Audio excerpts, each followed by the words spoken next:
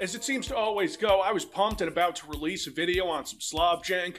I've been cooking, man, and if you're wondering how that makes your kitchen smell, not even the cockroaches stayed after that. I'm an honest officer of the RAW! Well, Bethesda announced yet another re-release of Doom and Doom 2 that includes, like, everything, which is probably how they should have released it first, since it takes, on a modern internet connection, 5 seconds to download all of Doom's official expansions. Heck, the last time Doom had an official expansion was No Rest for the Living in 2010. Bethesda unveiled this at QuakeCon 2024. Obviously, they're not gonna let me go to QuakeCon, not after that time I spiked Tim Willits' coffee with peyote and he started talking about how he invented multiplayer-only levels. The people who can really be credited for that are, well, the modding community. A still thriving cabal of dedicated Doomers who've been making maps for 30 years. And hey, maybe Tim Willits wasn't aware of the power of the Doom community, except that's where he got his start making levels for the game before id hired him. I guess he'd never seen anything made by American McGee. Millions of words have been written about how Doom's modability has ensured that the game will live forever. So when they announced this re-release and I saw that they were including an entirely new expansion with 16 levels made by employees from id, Night Dive, and Machine Games, I wasn't exactly surprised. They'd given the same treatment to Quake and Quake 2, and Doom levels are much easier to make.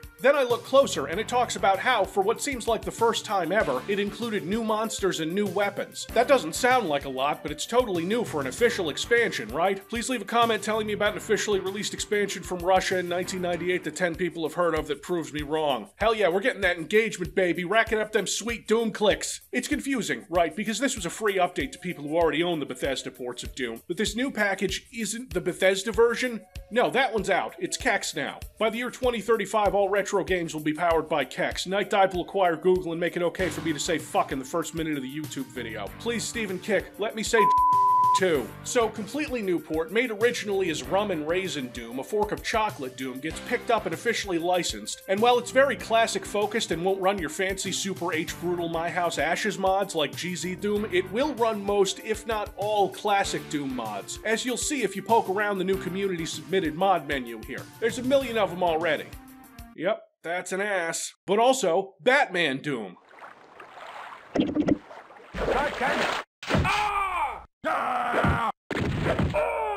This was the pinnacle of Doom modding in 1999. I'm not even kidding. I'm not throwing shade at this. This was remarkable. Also, good job creating a platform that lets anyone upload anything without credit or permission from the original authors for a game with thousands upon thousands of existing mods. Bold move to piss off the community that's helped keep the game alive for 3 decades. Have fun with that shit. I didn't hate the Bethesda port, mostly because it was improved drastically over its lifespan, but now we've got this thing called id24 running through Kex, I guess, and the kind of stuff you'd expect from a Night Dive re-releases here. Basic quality of life improvements and also automatically pitch-shifted sounds. It's more subtle than I've heard in other source ports, but I still don't care for it. I did end up playing with default settings to see how they want Doom to be remembered, so you'll hear the subtle pitch shifting. But that's not the only audio option you'll notice, because someone said, hey, didn't Andrew Hulshult remake the whole Doom soundtrack? Why don't we include that, plus new ones he hadn't released before, and also put that whole soundtrack on streaming platforms in lossless quality? Kids, when I saw that, I f***ed all over the place.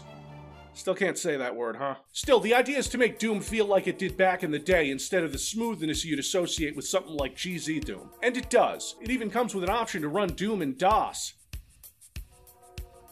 Oh, sweet Christ, I am ancient. Yes, there's a DOS version for absolute purists. It even comes with a CRT shader. But id, Night Dive, Machine Games, Bethesda, where's the RTX version? Oh yeah, that's right, somebody already did that because Doom is forever, with an immortal mod community and a source code release, and Bethesda's willingness to treat Doom like the video game royalty it is, seated atop Olympus on a throne made of its demonic enemies, a game in a series that towers over giants, when gaming's balls dropped. That mod browser's a little messed up though, Bethesda.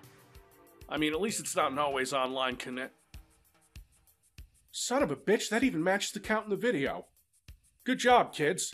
So yeah, I have some problems with the new port. The minimal HUD is kind of ugly and weirdly placed for my taste, so I played with the regular HUD on for the first time in years. It's a strange feeling going back to that big blocky bastard after all this time. Anyway, this isn't a video about a port, though I played through the brand new expansion, Legacy of Rust, on the new port. This new 2-episode pack contains levels made by Night Dive workhorse Kaiser, as well as Thomas Carter, Kevin Dunlop, and the whole thing was led by a fellow named Zazer, who is, according to my cursory Google search, a Doom community legend. The man was involved in more projects than I can count and made 5 of the 16 maps in this expansion and collaborated on a 6th. He also made 19 music tracks. Somehow at a QuakeCon that had next to no mention of the game it's named for, Doom reigned supreme. The Dark Ages, the new re-release, and this fresh, hot content for the masses, the children yearn for Doom. There was classic Doom hype like I haven't seen for years. Let's fucking go. On ultraviolence, of course.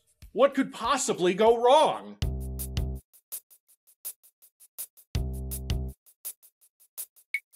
The Union Aerospace Corporation, being the responsible interplanetary conglomerate that it is, found a remote region of hell that didn't seem to have any demons in it. Cool. Time to colonize it, and they awoke an ancient evil that destroyed the colony within 3 hours. I'm sure this made the shareholders nervous, so they called Doom Guy, as you do. Your orders are clear. Reclaim the lost base and preserve the UAC's legacy. I'm just here to kill some demons. The first episode, The Vulcan Abyss, starts innocently enough, with the level Scargate. Although there are some things that throw me off. There's visual references to the Doom Bible, or the earlier versions of Doom, like these tables with a poker game going on. There's a slight push to represent more realistic kinds of environments occasionally, like here, in what look like barracks. Right off the bat, I need to say that these levels are gorgeous. I suspect, like no rest for the living, that they'd never run in vanilla Doom. There's unexpected new additions like some destructible props. The gameplay is what you'd expect from an intro stage. Low-level demons getting shotgun, but the level itself is made with a kind of polish and detail you'd expect from a Doom mapping veteran.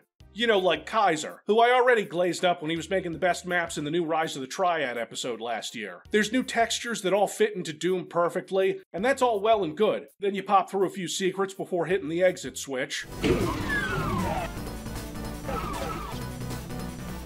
Oh. Holy shit. There's these new enemies called ghouls, repurposed from beta Doom sprites, but now they have fast projectiles. We'll talk about how they affect gameplay in a bit when they actually do affect gameplay instead of being chain gun sniping targets. You'd think they'd be as annoying as Lost Souls, and yeah, almost. They don't have as much health, meaning a single shotgun blast will take them down. Like, I understand how all this works, sort of, but there's no official Doom expansion that had this kind of design before. We don't walk into portals to hell and come out the other side in Doom. We cross over a sky texture and a loading screen takes us there. It's still one hell of an impactful visual to walk through this portal into a place where there are now piles of random viscera impaled on poles. People call attempts to make something less abstract and more realistic in the Doom engine Doom cute, and this is Doom cute as heck. We still can't drive vehicles, so this is our exit to... God, they've even included a Doom 1 style intermission screen with a map. The first Zazer level with a title worthy of a Romero smile. Yes, there we go. This is where the ultra-violence kicks in, kids. Shotgunners lining the walls in little holes, revenants popping up before you've got a super shotgun or a rocket launcher. Visually, again, the map is beautiful. New textures highlight the islands of flesh risen from this blood river. The architecture suggests a human base overcome not just with demons, but with their dimension itself. Corrupted. It's not just cool design, it's visual storytelling. And sometimes it burns. I mentioned these ghouls earlier. They were the first thing we saw come out of the portal. In terms of the impact on gameplay, they're faster than you'd expect and don't hit too hard. Which is good, because there's hordes of them. This is my honest-to-God reaction to an area in this map.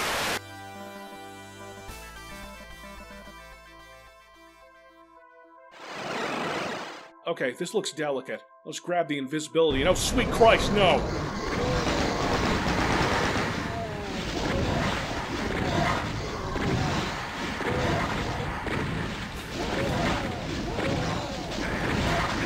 And just as I thought this level would be all caves and blood, I emerged to find this blood dam. A dam of blood! Remember how I said I was fighting revenants before I'd even gotten a rocket launcher? Well, the rocket launcher is here, atop an island of flesh. I'm in danger! I wasn't prepared for an official Doom expansion to get this real this quick.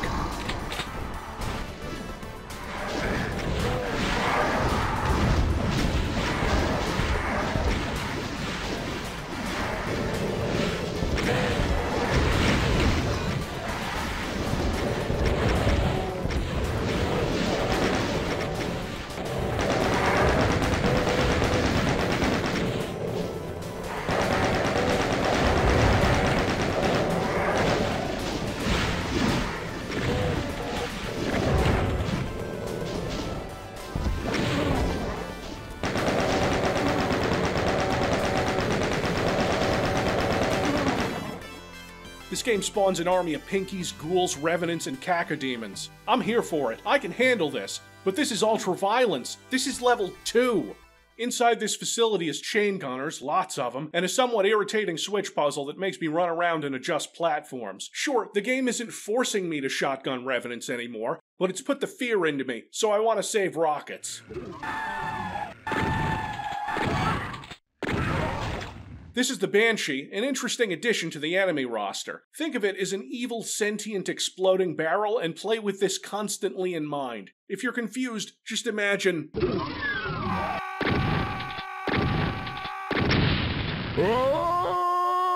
yourself.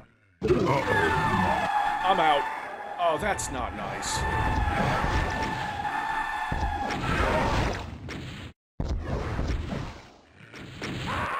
I did not pistol start these maps. God help you if you pistol start the maps in this expansion. Because later, oh boy. The Banshees are useful in combat. They explode and hurt other monsters, so they're fun to use against your enemies. And while I'm on the subject, the ghouls can also be useful, because they have dumb Doom AI, are fast, and have faster projectiles. They'll often hit another enemy and cause infighting. I close off the blood dam and go to the exit. Nah, I'm kidding. There's a secret exit in this map if you keep your eye out for a hidden switch and go a little off the beaten path, where you'll find another switch to grant access to a fleshy tooth hole. That's cool and a little disturbing. God bless the developers who include a secret count in the stats on the map screen. Next up...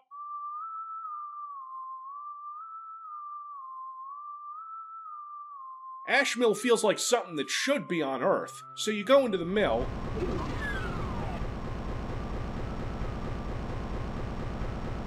Okay, that's not Doom cute, that's Doom adorable. This mill apparently produces terrifying wallpaper. This level is short and only has 12 monsters in it, but don't let that fool you. I wasn't quite ready for what was coming. Oh, hey buddy, you get lost in hell too? Oh god, no, fuck!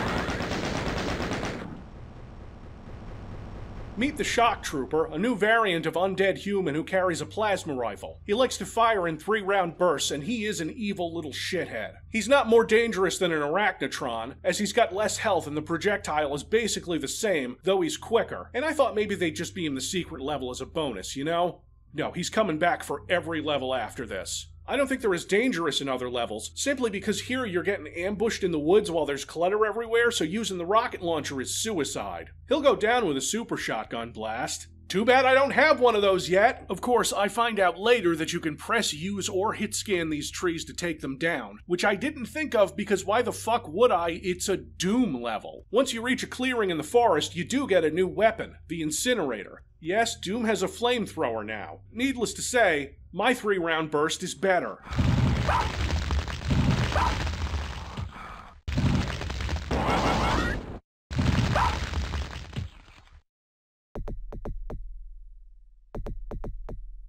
Spirit Drains is a level that drains my spirit. Actionable pun detected. No, that one's just lazy. Hit him anyway. Let's have a look at the monster count, shall we? Oh. Okay. There's so many monsters I don't even have to try to get them to infight. This level is real long and a little mean. It's also a sewer. Oh look, finally! A super shotgun! I'm in danger!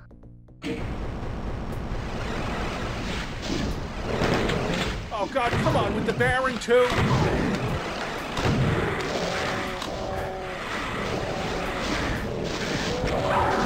I need to stop underestimating this expansion because it's already reaching Plutonia levels of monster invasions, and we're only on the 3rd level. And once you get the super shotgun, all bets are off. It's not like in 94 when they didn't realize how OP the super shotgun was. You'll be expected to be able to kill any monster that isn't a cyber demon or spider demon with this thing. This level's the first real gauntlet of the episode. It's almost a linear sequence of rooms that place revenants with the same frequency you'd expect of less dangerous monsters. At one point, while I'm low on rockets and super shotgunning my way through, it releases 2 archvials on me. One through an area I'd already cleared so it can respawn enemies. Yeah, now I actually need 4 medkits. Legacy of Rust, which never really seemed like it was fucking around, is now really not participating in circular boning. Expect the most inconvenient placement of archvials, and I can only sit here impotently adding more to the sewer count in response.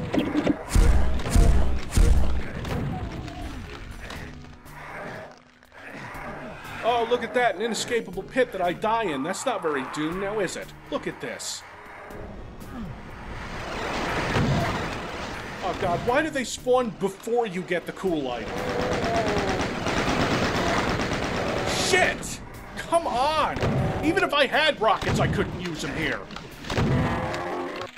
Well, I survived that, but I'm not doing so good.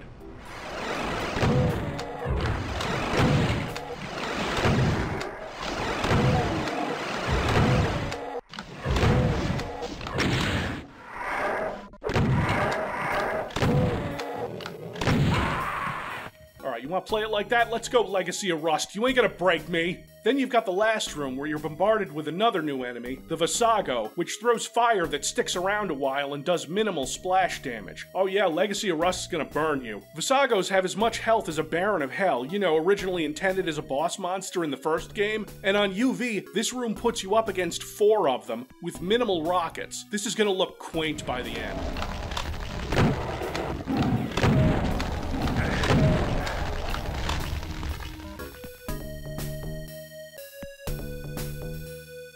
This one's cool. It's not as sadistic as the last one, more thematically close to the human installation taken over by hell stuff than the previous sewer caves. It's easier, but I'm still feeling really paranoid after the last map. Like, I feel like when I grab this red key, every monster's gonna do a parade down Lava and Ash Boulevard towards me, so I grab a rad suit just in case I need to be able to fight on lava. But no, nothing happens. Oh hey, I got some fuel. Let's talk about the incinerator. It has a shorter range than the plasma gun it replaces. Yes, I said replaces, because this expansion has no plasma rifle or BFG. I'm not mad about this. There's a bit of strategy to the incinerator. You need to use shorter bursts of fire, because while the projectile is hitting an enemy, it's also doing splash damage. This makes close encounters impossible, but opens up ways to stop monsters in their tracks for a while they burn. You've only got half the ammo pool to work with compared to the plasma gun, but if you're using it correctly, it won't matter. So I'm going through, doing my thing, happy to not have a boot on my neck for a while, when I hear what sounds like a spider mastermind outside. Wouldn't surprise me if they threw one in a level. I've already dealt with worse things. And I approach an arachnotron before— oh god, no! When I saw this, I said to myself, you made chain gun arachnotrons, with about the same cadence that Dr. Alan Grant said, "You bred raptors." And they're not hitting you like chain gunners. They're using the Spider Mastermind's rapid-fire shotgun attack. Yeah, because when thinking of the chain gunner, I always thought this enemy's attack should be like 4 times worse, and it should have 500 hit points. Listen, Legacy of Rust, next time let's agree on a safe word, okay? Again, if you're using the incinerator correctly, it can make short work of it.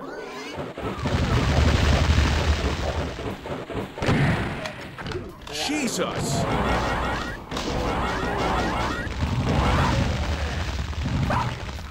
This map is pretty good though. Not as flashy as some of the others, but a fun romp. Certainly not as hard, but I don't know that until I've finished it, so I've got emergency Doom protocols going, which includes leaving Berserk packs until I think I might need to quickly get up to full health again.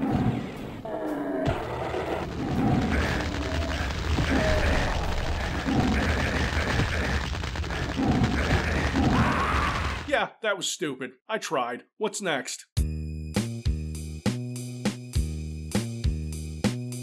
This level gets my blood pressure up from the title and opening bits alone. It lowers me into this suspiciously perfect hatred-looking start room, and if I've learned anything, it's that this is gonna hurt a lot more than Thy Flesh Consumed. I like this level too. The baseline for monster counts in these levels is usually above 200, and sometimes, well, oh, you'll see. Since I'm not pistol starting, I'm starting to accumulate resources. This level in particular gives you lots of rockets. I'm maxed out on them towards the end, you know, before it drops a spider mastermind on you and a horde of cacos, pain elementals, mancubi, the works. If I had enough fuel to kill that big mama spider, it would have been a piece of cake. The incinerator stun locks it. This wasn't surprising to me because earlier in the level I got the chance to waste all my fuel on a cyber demon.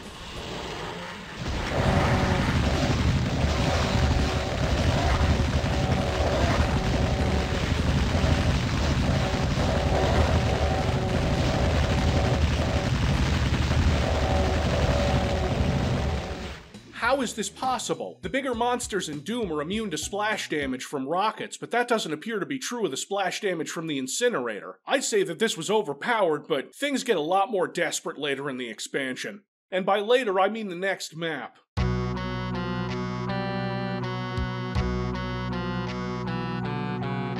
The Coiled City is one of the cruelest Doom maps I've ever played. Summing it up by saying you'd better learn how to properly use the incinerator doesn't really do it justice. There are no ammo pickups for bullets or shells, and you maybe get 20 rockets throughout the entire level. It's not just that the level starves you of those ammo types, it's designed with malice. Because of the previous level, I enter this one with 94 rockets.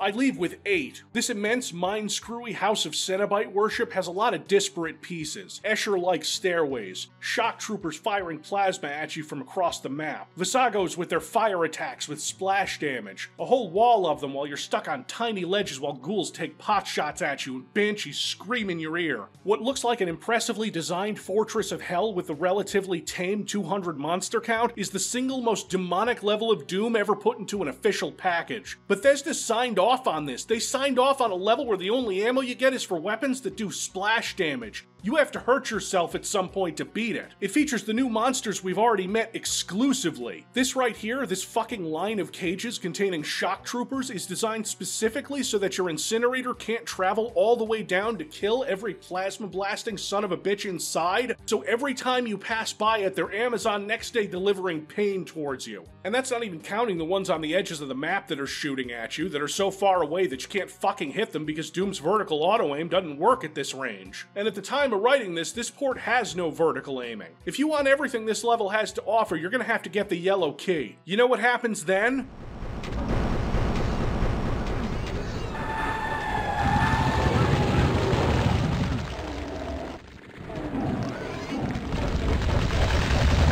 Why would I want the yellow key, you might ask, foolishly? Because you need it to get the Calamity Blade. This expansion has this thing tucked away right here, and if you think you're gonna have time to learn the nuances of it, well...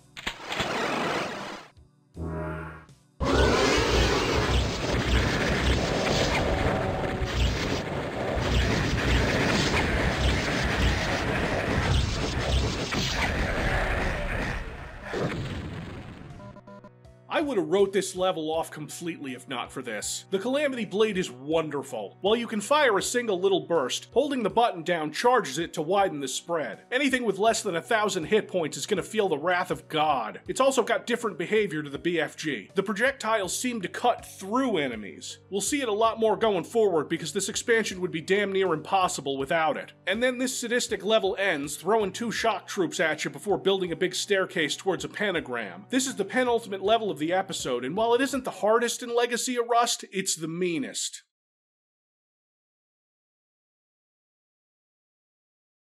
A boss map, in a sense, although you've already killed a cyber demon by this point. It's nothing compared to the last one. I've gotten a sense of how the new monsters work, and I even get to see them fighting.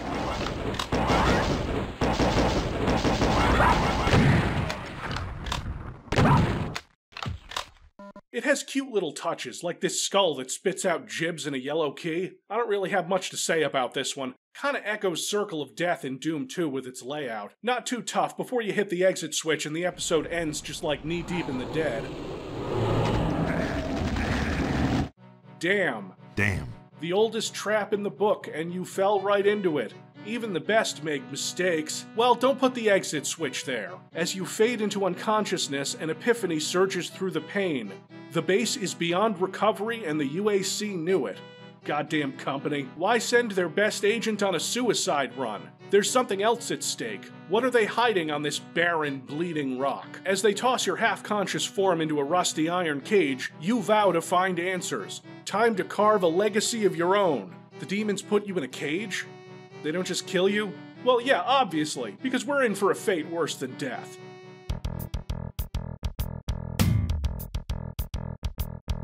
Welcome to Episode 2.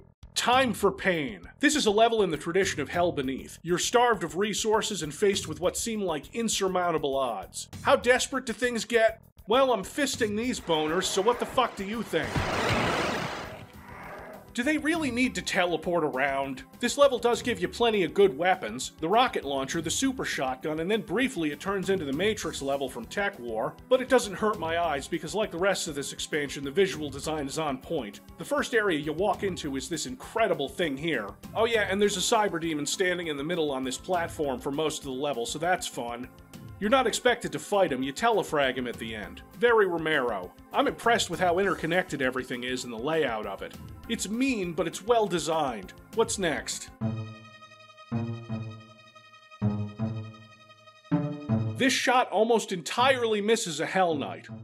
I don't know what that has to do with anything, but I'm still mad about it. RNGesus has abandoned us. This might be my favorite level. Another rich, beautiful map that flows wonderfully. I remember thinking that No Rest for the Living achieved design that could stand up to modern Doom mapping, and now this, even without the fancier GZ Doom stuff, brings even more modern sensibilities to an official expansion. It's not easy by any means, just not particularly cruel. I found myself rationing the rad suits to get through the damaging areas. It's another really strong echo of the human base built-in hell theme, and has that satisfying feeling when you're walking towards the end and you're revisiting the central area that's littered with demon corpses. The exit is right back at the beginning behind a yellow key door, and I see those gibs on the floor next to the exit switch. You're not fooling me again, Legacy of Rust. See this on the map? Those brown lines mean that there's more to this. It's not a solid wall, there's more behind it. I'm gonna see if I can hit it and then run backwards to avoid the lowering floor.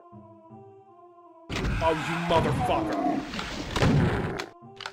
I am getting a little tired of all the tanky Vasagos in small spaces that I have to flame or super shotgun to death fairly slowly.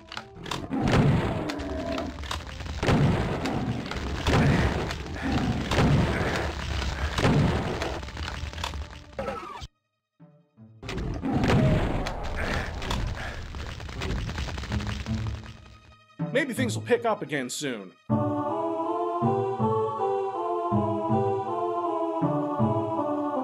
I don't know why it's called Disunion. It's nothing like Dis. A much shorter and crueler level than the last one, Disunion asks, what if we made the player get through an entire room of painful slime floors before taking care of the monsters inside, because otherwise you would just fucking die? Or what if we put a secret lowering platform that will let you access only a chain gun, a weapon that you'll pick up from one of the half-dozen chain gunners in the level? You know, if your pistol's starting, it's very handy. If you're not, just skip it. Otherwise, you need the kind of timing that only the abusive tutelage of J.K. Simmons can drill into someone. So just play faster than you give fucking handjobs, will you please? You fucking weepy willow shit sack! Not my fucking tempo! In general, the secrets in this map are an enormous pain in the ass, and that includes finding the secret level. I get it, they're all marked with these weird eye textures. It's a sequential unlocking of a secret exit that feels like it takes forever. You have to run down these stairs here and go down this elevator because there's a trigger to open a tiny door with a switch behind it that you have to hit while the elevator is coming down. That opens a door that leads to an elevator where you can get a rad suit, but don't take it yet because you need to find a secret on the other side of the level marked with those eyes that'll raise the elevator slightly so you can make it over to this area which has a lava pool with 2 rockets and an invulnerability in it. Yeah, that's cool, you don't see many of those. Guess what, asshole? You need to grab that and run to another part of the level. I saw this here and thought I'd just bring a rad suit, but no, you need the invulnerability because to get onto this platform I had to rocket boost myself across this gap because I don't have enough room to strafe run onto it. So you know what I did? I ate the splash damage and did it anyway. And then a gate opens, which you go through to open another door that still requires the red key to exit, just like the normal one. It took me an hour to put all of this together, so I'm not going to spoiler tag anything. I'm not saying that it's too obtuse. The clues are there. A face rocket is how you were supposed to get into Warren's in Doom 1, but I'm still really salty about having to eat that rocket to the face, kids.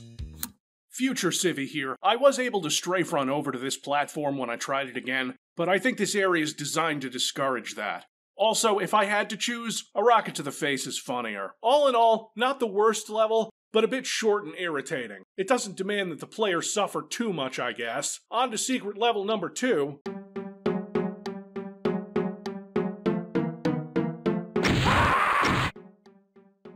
Ouch. How are your rocket dodging skills, kids? Yeah, mine too. Another level dependent on infighting to an extent. Like here, you want the Cyber Demon to kill all these Hell Knights because you have to walk over the lights to open the next part of the level. It's not that cruel. If you look, you can see that there are cages behind me that the rockets will pass through to avoid you having to take too much splash damage. Some levels just want you to feel some pain. There isn't such a thing as a no damage run of this. You need to go over toxic floors for a significant amount of time, collecting medkits to stay alive in this crude maze. There's a room full of archviles that I can't possibly get the Cyber Demon to kill in a timely manner. I have to hit 2 switches to progress, and I thought I had to archvile jump out of these, but no, eventually the floor raises.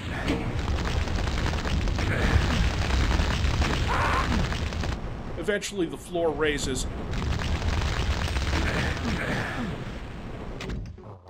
I still had to tank an archvile attack like I had no choice. So what kind of reward is at the end of this horror show? The Calamity Blade, my beloved.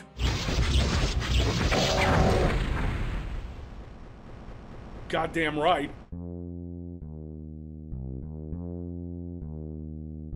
It's called Echoes of Pain because it's not all that painful at all. It feels like a lighter, more fleeting pain than a lot of maps in Legacy of Rust. This is a pretty classic-style Doom map, even if it has new enemies and weapons. I cruise through it for the most part. Don't try to use the Calamity Blade on flying enemies. It doesn't move up or down. It just goes in a straight line on the old Y-axis.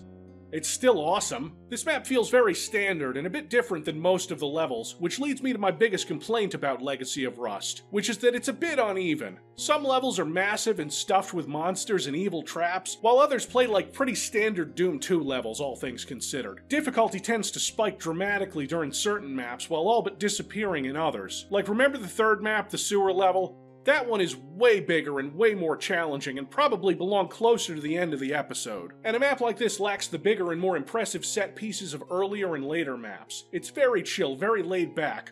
Like, look at this, it's only got 184 monsters in it. What is this, a vacation? Again, the title of this level would suggest torture when it's really quite straightforward and not too difficult. Though I do need the Calamity Blade in this one. I think this might be my favorite level visually. The fiery sky outside, the way the lighting is inside to reflect it against the dark backdrops. When it does heat up, the Calamity Blade helps a lot.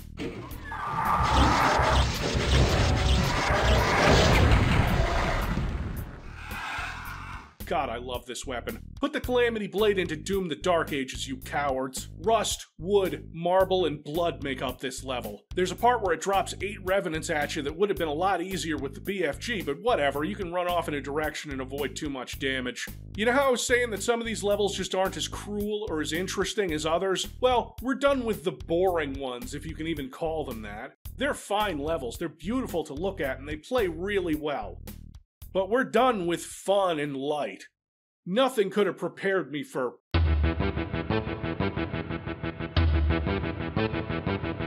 This one? This is a very different beast. This level looks like it got its own texture set. It is, as you'd expect from the title, in some kind of tech base, but it's pretty much a linear path through uncompromising viciousness. You don't see a lot of flesh walls or blood oceans, but that evil lurks underneath, just waiting to come out. If you're pistol starting this, good luck. You think a room full of ghouls is bad? This is just an appetizer, kids. This is nothing. You can tell it was made for a pistol start because rooms introduce you to new weapons and then flood with low to mid-tier enemies. Then you get to a room so goddamned evil that even on Ultra Violence they put an invulnerability sphere in here because it is impossible to survive otherwise. Until Zero Master puts up a video tomorrow proving me wrong.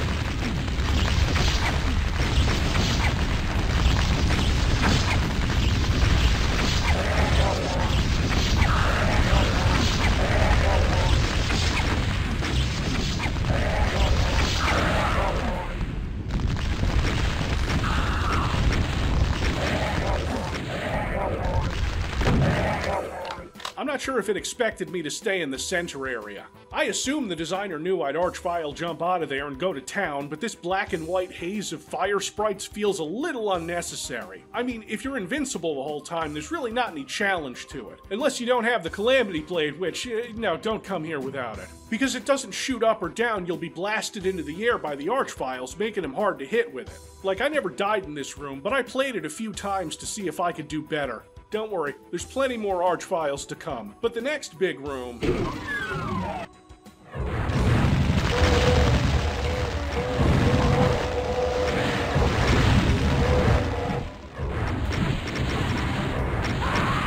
You know, I'm just not sure it's enough revenants. And here's the room where you get the Calamity Blade.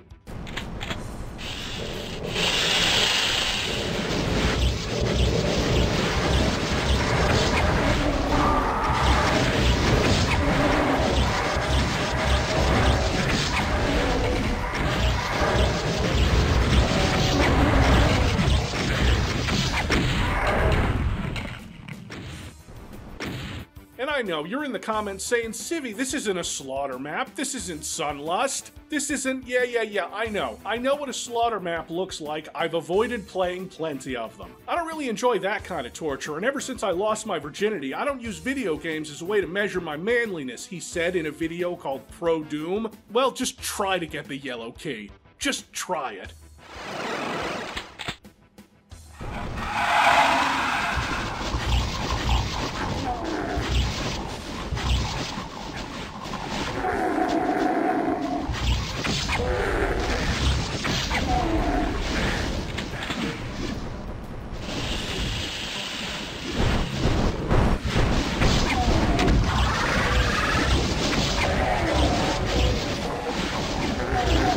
Legacy of Rust's defense, it does give you a damn fine crowd control weapon. This is as brutal as you'll ever see an official Doom expansion get. Not only is it the enemies, it's the fact that you're surrounded by inescapable pits that'll kill you if you fall in. But there's no instant death trigger in Doom, so you gotta wait. It's agonizing.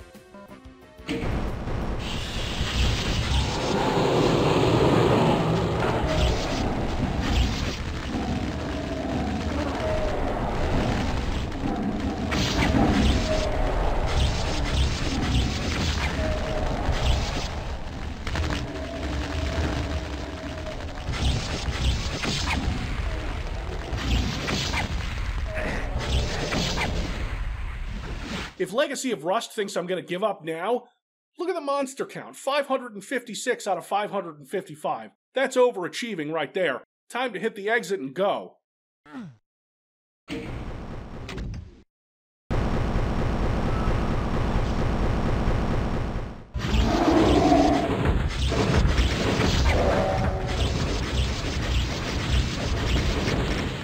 What? It's only 8 cyber demons? You'd think 6 cyber demons might be enough. I tolerated this level's bullshit until now, but come on. It's not just the cyber demons.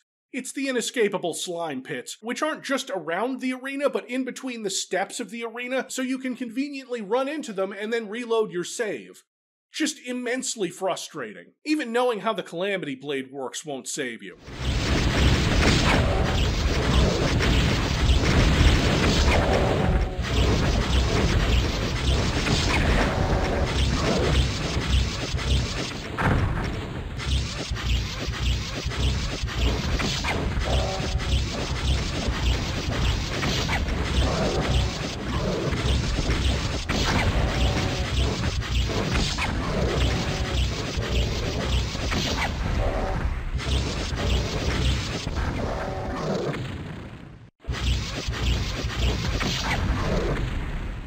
If Go To It was the first official slaughter map in the history of Doom, then Soul Silo is the second.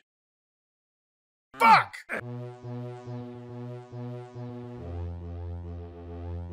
The opening to this map is just majestic, dripping with atmosphere and menace, building up to something big. I wonder what kind of boss Legacy of Rust has in store.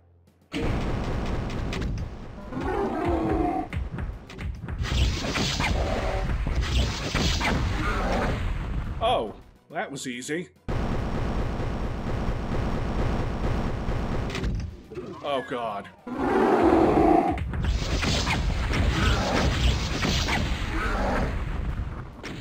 These guys are tyrants. Yeah, like in Doom Eternal. They're like mini cyber demons. A quarter of the health, but just as many rockets.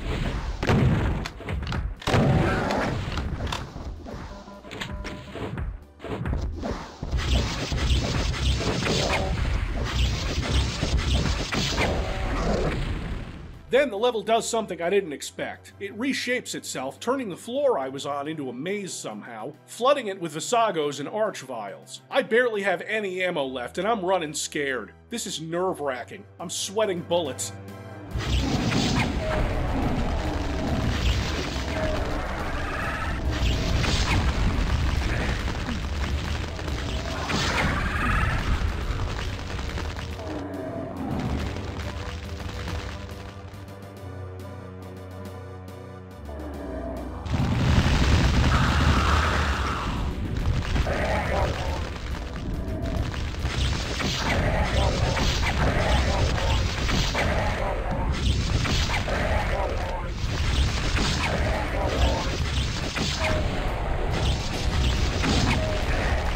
I get through it without that much trouble and grab 2 keys which take me into... Is that a fucking nuke? Christ, look at all of them.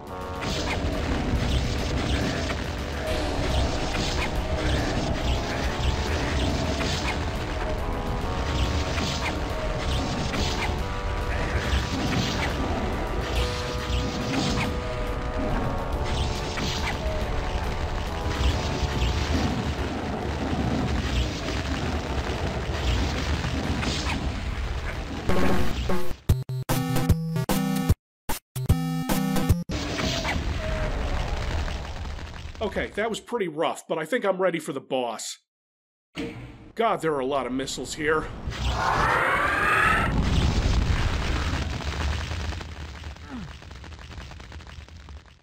Uh-huh.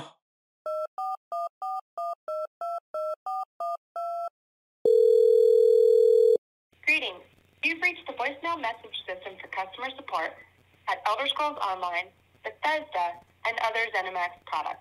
Please leave a message with your name, phone number, and a short description of your issue after the tone. Thanks. Hey, Bethesda, Civvie here. What the fuck? Okay, you want to be like that? That's how you want it?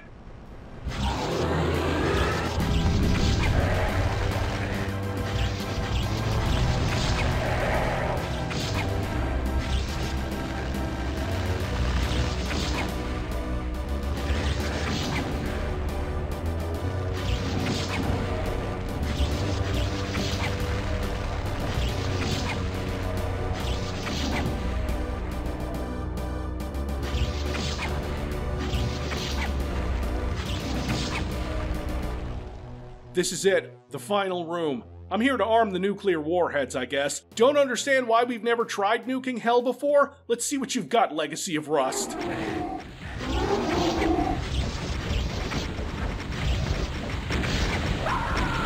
Oh, so your boss is a horde of mini cyber demons, huh?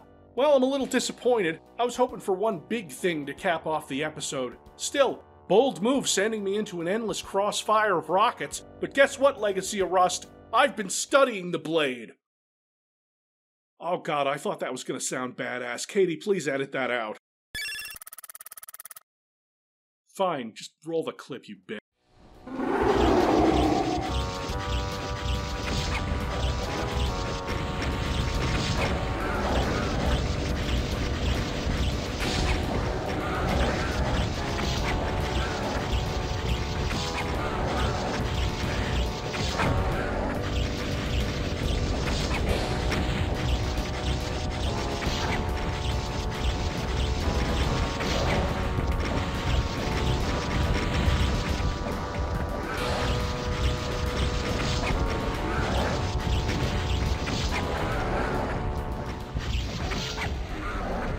And suck my dick! I return back home and detonate, by my count, 9 nukes. Snatch people from hen! Tick-tock, tick-tock. The air is thick with blood and irony. You've turned the UAC's final gambit against them. But will they have the last laugh? No. Then, with a snap and a puff of ozone, the portal winks out of existence, its crimson maelstrom yielding to blessed silence. 0. It's done. You've rid the world of 2 evils in a single violent stroke, and survived. Legacy can wait. You ain't finished yet. Doom is never finished. Doom will never be finished. At the time of this writing, I am among only 0.1% of players who have finished Legacy of Rust on Steam. You can take the wad and play it with most source ports, I think. Legacy of Rust is a bit uneven as an expansion, with some wild difficulty spikes, but goddammit, it made me feel like a man and a half. Let's get together and do this for the next re-release, huh? My safe word'll be Tim Willits is full of shit.